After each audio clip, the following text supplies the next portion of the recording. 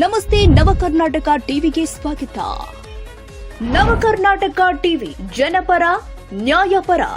ನೀವಿನ್ನ ನಮ್ಮ channel subscribe ಮಾಡಿಲ್ಲ ಅಂದ್ರೆ ಈ ಕೂಡಲೇ ಲೈಕ್ ಮಾಡಿ, ಶೇರ್ ಮಾಡಿ, ಸಬ್ಸ್ಕ್ರೈಬ್ ಮಾಡಿ, ತಪ್ಪದೆ ಬೆಲ್ ಐಕಾನ್ ಕ್ಲಿಕ್ ಮಾಡಿ. ವಿಶಿಷ್ಟ ಆಚರಣೆ ಸಂಪ್ರದಾಯದ ಮೂಲಕ ಬುಡಕಟ್ಟು ಮೂಲದ ಕಾಡುಗೊಲ್ಲ ಜನಾಂಗವನ್ನ ಪರಿಶಿಷ್ಟ ಪಂಗಡ ಪಟ್ಟಿಗೆ ಸೇರ್ಪಡೆ ಮಾಡಲು ಕೇಂದ್ರ ಸರ್ಕಾರ ಎಲ್ಲ ತಯಾರಿ ಮಾಡಿದೆ. ಶೀಘ್ರದಲ್ಲೇ ಕಾಡುಗೊಲ್ಲರನ್ನ ಎಸ್ಟಿ ಮೀಸಲು ಪಟ್ಟಿಗೆ ಸೇರ್ಪಡೆ ಮಾಡಲಾಗುತ್ತೆ ಅಂತ ಕೇಂದ್ರದ ರೈಲ್ವೆ ಸಚಿವ ವಿ ಸೋಮಣ್ಣ ತಿಳಿಸಿದ್ದಾರೆ. ತಾಲೂಕಿನ ಸೋಮಲಾಪುರ, ಬಿಳಿಗೆರೆ, ಕಂಬೇರಹಟ್ಟಿ, ಹೊಸಹಟ್ಟಿ, ಮೂಡಲಪಾಳ್ಯ ಹಾಗೂ ಜುಂಜಪ್ಪನಹಟ್ಟಿ ಗ್ರಾಮಗಳಲ್ಲಿ ಕಿರ್ಲೋಸ್ಕರ್ ಸಂಸ್ಥೆಯ ಸಿಎಸ್ಆರ್ ನಿಧಿಯಿಂದ ಶುದ್ಧಿ ನೀರಿನ ಘಟಕವನ್ನ ನಿರ್ಮಾಣಕ್ಕೆ ಗುದ್ದಲಿ ಪೂಜೆ ನೆರವೇರಿಸಿ ಮಾತನಾಡಿದರು. ಅಮಿತ್ ಶಾ ಅವರೊಂದಿಗೆ ಎಸ್ಟಿ ಮೀಸಲು ಬಗ್ಗೆ ಚರ್ಚೆ ಮಾಡಿದ್ದೀನಿ. ಪ್ರಧಾನಮಂತ್ರಿಗಳು ಕೂಡ ಈ ಬಗ್ಗೆ ಚರ್ಚೆ ಮಾಡಿದ್ದಾರೆ. 10 ತಿಂಗಳಲ್ಲಿ ಕಾಡುಗೊಲ್ಲರಿಗೆ ಸಿಹಿಸಿದ್ದು ಸಿಗಲಿದೆ ಎಂದಿದ್ದಾರೆ.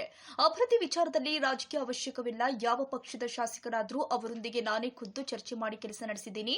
ಜಿಲ್ಲೆಯ ಅಭಿವೃದ್ಧಿ ಜೊತೆಗೆ ಜನರ ಮೂಲಭೂತ ಸವಲತ್ತು ಒದಗಿಸುವ ಕೆಲಸ ಬಹಳ ಮುಖ್ಯವಾಗಿದೆ.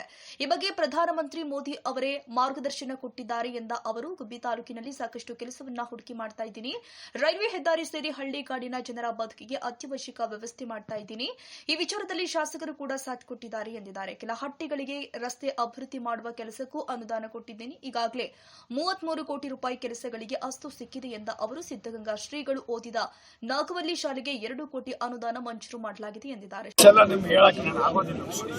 ಭಾರತ ಸರ್ಕಾರ ಸಮಾಜದ ಒಳಿತಿಗೋಸ್ಕರವಾಗಿ ಸುಮಾರು ವರ್ಷಗಳಿಂದ ನೆನೆಗುದಿಗೆ ಬಿದ್ದಂತಹ ಸಮಾಜವನ್ನು ಮೇಲ್ಪಂಕ್ತಿಗೆ ತರ್ತಕ್ಕಂಥದಕ್ಕೆ ರಾಜ್ಯ ಸರ್ಕಾರ ಈಗಾಗಲೇ ಹಲವಾರು ಬಾರಿ ಕಳಿಸಿತ್ತು. ಆಗಿರಲಿಲ್ಲ. ಯಾವುದೋ ಜನ್ಮ ಪುಣ್ಯ ಒಂದು ಹಂತಕ್ಕೆ ಬಂದಿದೆ. ಕೆಲವೇ ದಿನಗಳಲ್ಲಿ ಎಲ್ಲವೂ ಮುಗಿತಾ ಬಂದಿದೆ.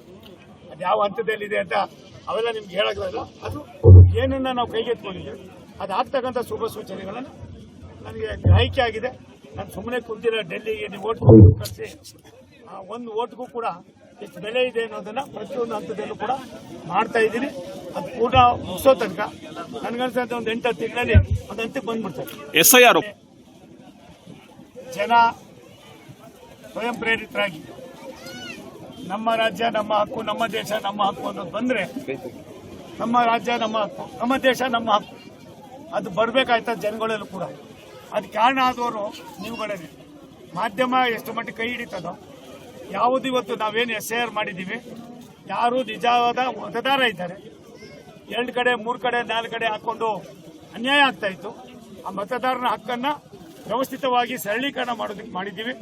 ಅದನ್ನ ಅವರವರು ಕೂಡ ಮತದಾರರು ಕೂಡ ಅದನ್ನ ಜಾಗೃತಿ ವಹಿಸಬೇಕಾಗಿದೆ.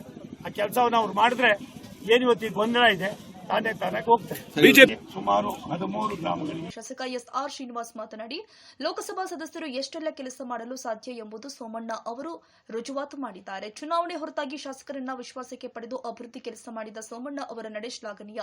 ಈ ಹಿಂದೆ ಸಂಸದರಾಗಿದ್ದ ಬಸವರಾಜ್ ಅವರೊಂದಿಗೆ ಕಿತ್ತಾಟ ನಡೆಸುತ್ತಲೇ 25 ವರ್ಷ ಯಾವ ಕೆಲಸ ಮಾಡಲಾಗಿಲ್ಲ ಎಂದು ಬೇಸರ ವ್ಯಕ್ತಪಡಿಸಿದ ಅವರು, ಕಂದಾಚಾರದಿಂದ ಹೊರಬಂದು ನಾಗರಿಕ ಸಮಾಜದಲ್ಲಿ ಬದುಕು ನಡೆಸಬೇಕು. ಹೊಸತನ ಕಾಣಲು, ಬದಲಾವಣೆ ನೋಡಲು ಮೊದಲು ಶಿಕ್ಷಣಕ್ಕೆ ಒತ್ತು ಕೊಡಬೇಕು. ನಂತರ ಸಾಮಾಜಿಕ ಸಮಾನತೆ ಸಾಧಿಸುತ್ತೀರಿ. ಆರ್ಥಿಕ ರಾಜಕೀಯ ಶಕ್ತಿ ಕೂಡ ಬೆಳೆಯುತ್ತೆ.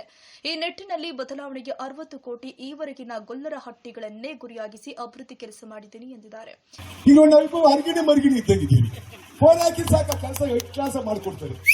ಇದೇ ರಾಜಕಾರಣದಲ್ಲಿ ಒಟ್ಟು ಹೊಂದಾಣಿಕೆ ಆಗ್ತಕ್ಕಂಥದ್ದು, ಹೊಂದಾಣಿಕೆಯಿಂದ ಕೆಲಸ ಮಾಡಬೇಕು ಅನ್ನೋದು ಇದೇ ಆಗ್ಬೇಕಾಗಿದ್ದಂಥದ್ದು.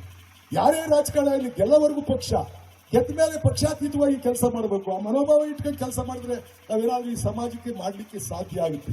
ನಾನು ಬಸವರಾಜ್ ಕಿತ್ತಾಡಿದ್ದೆ ಏನು ಮಾಡೋಕ್ಕಾಗಲಿಲ್ಲ.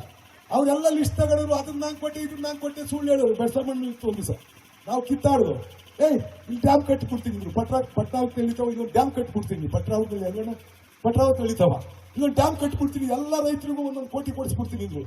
ಅಣ್ಣ ಹಂಗೆ ಹೇಳ್ಬಾರ್ದಣ್ಣ, ಕೊಡ್ಸಕ್ ಬರಲ್ಲ, 1:3 ಮಾತ್ರ ಕೊಡ್ಸಕ್ ಆಗೋದು, ಬೇಡ ಅಣ್ಣ ಹಂಗೆ ಹೇಳ್ಬೇಡಿ, ನಾನು ಪಕ್ಕದಾಗೆ ಕೂತಿದ್ದೀನಿ, ಇನ್ನು ನಾನು ಸೇರಿಸಿ ಜನ ಮಕ್ಕಳಿತಾರೆ ಹೇಳ್ಬೇಡ್ರಣ್ಣ ಅಂತ. ನಿಂಗೆ ಏನ್ ಮಾಡ್ತಾರೆ ಕೂತ್ಕಡೆ. ಈಗ ಹಿಂಗೆ ರೈಲ್ವೇದು ಅಕ್ವಿಷನ್ ಆಯ್ತು ನೋಡೋಣ ಕೇಳೋಣ. ಅವರು 33 ಲಕ್ಷ ಕೊಡಿ ಅಂತಾರೆ, ನಾವು 17 ಲಕ್ಷ ಕೊಟ್ಟಿದೀವಿ, ನೀವು 33 ಲಕ್ಷ ಮಾಡ್ಸೋಣ ಸಾಕು, ಅದನ್ನ ರೈಲ್ವೇದು ಒಂದು ಮಾಡ್ಸೋಣ ಸಾಕು ನೀನು ಅಂತ ಬೇಡದೆ ಕುತ್ಕೊಂಡು ನಿನ್ಗೆ ಗೊತ್ತಾಗುತ್ತೆ ಅಂತ. ಅಲ್ಲೊಂದು ಡ್ಯಾಮ್ ಆಯಿತು ಕೊಟ್ಟಿಗಿರುತ್ತವ, ಆ ಡ್ಯಾಮಲ್ಲಿ ಈ ಕಡೆ ಅಡಿಚು ಬೆಂಗಳೂರು ರೂರಲ್ ಸೇರುತ್ತೆ.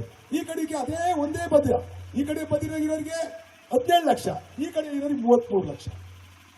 ಇವು ಸರಿ ಮಾಡೋಣ ಹೋಗ್ಲಿ, ನೀವು ರೈತರು ಅಲ್ಲಿ ಸ್ಟ್ರೈಕ್ ಮಾಡ್ತಾವ್ರೆ, ಸರಿ ಮಾಡೋಣ ಅಂದ್ರೆ ಆ ಕಡೆ ಚಿಂತನೆ ಮಾಡಲಿಲ್ಲ. ಕುತ್ಕೊಳ್ಳೋ ನಿಮ್ಗೆ ಗೊತ್ತಾಗುತ್ತೆ ಈ ತರ ಸುಳ್ಳು ಹೇಳ್ಕೊಂಡು ಹೋದ್ರೆ. ಆಮೇಲೆ ಎಲ್ಲ ಹಾಕಿ ವಾಟ್ಸಪ್ ಅಲ್ಲಿ ನಾನು ಗಲಾಟೆ ಮಾಡಿದ್ದೀನಿ. ಹಂಗೆ ಸಂಘರ್ಷದಿಂದಲೇ ಅವರು 25 ವರ್ಷ ಕಳೆದ್ಬಿಟ್ರು, ನಾನು 25 ವರ್ಷ ಕಳೆದ್ಬಿಟ್ಟೆ. ಏನಾದ್ರು ಹೊಂದಾಣಿಕೆಯಿಂದ ಏನಾದ್ರು ಈಗ ನಮ್ಮ ಸೋಮಣ್ಣ ಅವ್ರು ಮಾಡಿದಂಗೆ ಹೊಂದಾಣಿಕೆಯಿಂದ ಮಾಡಿದ್ರೆ ಈ ಜಿಲ್ಲೆ ಎಷ್ಟು ಅಭಿವೃದ್ಧಿ. ಬಿಜೆಪಿಯ ಮುಖಂಡ ಎಸ್ಟಿ ದಿಲೀಪ್ ಕುಮಾರ್, ಜೆಡಿಎಸ್ ಮುಖಂಡರು ಆದ ಬಿಎಸ್ ನಾಗರಾಜು, ಜಿಎನ್ ಬೆಟ್ಟಸ್ವಾಮಿ, ಕಳ್ಳಿಪಾಳ್ಯ ಲೋಕೇಶ್, ದಿಶಾ ಸಮಿತಿಯ ವೈಎಚ್ ಹುಚ್ಚಯ್ಯ, ಡಾಕ್ಟರ್ ನಾವ್ಯ ಬಾಬು, ಜಿಲ್ಲಾ ಪಂಚಾಯತ್ ಮಾಜಿ ಸದಸ್ಯ ಪಿಬಿ ಚಂದ್ರಶೇಖರ್ ಬಾಬು, ನಂಜೇಗೌಡ, ಎಸ್ ವಿಜಯಕುಮಾರ್, ಕಾಡುಗೊಲ್ಲ ಸಮಾಜದ ಮುಖಂಡರು ಆದ ಯಶೋಧಮ್ಮ, ಶಿವಣ್ಣ, ಕರಿಯಪ್ಪ, ದೊಡ್ಡಯ್ಯ, ಕಿರ್ಲೋಸ್ಕರ್ ಸಂಸ್ಥೆಯ ಕಿರಣ್, ಪ್ರಶಾಂತ್, ವರುಣ್ ಮತ್ತಿತರರು ಉಪಸ್ಥಿತರಿದ್ದರು.